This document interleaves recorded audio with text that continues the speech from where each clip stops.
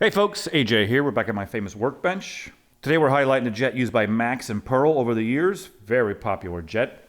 Right now this jet is still in production, but I don't know how much longer it's going to be around.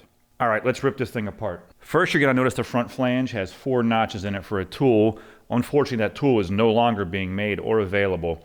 You're going to have to come up with some other idea to be able to tighten up this wall flange on your tub when you're installing it. Some ideas that I have, maybe get yourself a spackle knife, some kind of putty knife going across here just long enough to be able to get in those notches and turn the wall flange to get it snug for you, but not too long that the ends will end up scratching the bathtub or causing some damage that you don't want to happen. All right, let's take this guy apart, measure out its components so we know all the diameters.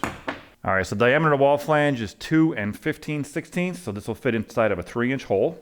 When changing this jet, you're going to put a nice heavy bead of 100% clear GE silicone all around the shoulder of the wall flange, put it through the hole in the tub, put another heavy bead of silicone on the back side, and then start threading them together.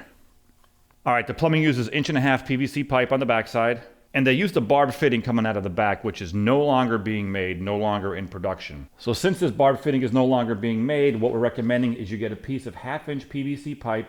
You may have to sand the end of it off because it's a real snug fit.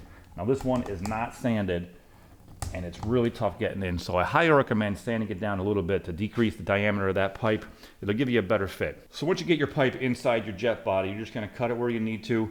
Use it what other kind of barbs or couplings you're going to need to attach it to the air tubing that's there to get it back reconnected for your tub. And that's pretty much everything you need to know about this jet body used by MAAX and Pearl over the years. I do have another video that explains the nozzles and the trim rings and how to replace those on your tub as well. We are proud to be your MAAX and Pearl Whirlpool Tub Parts Authority.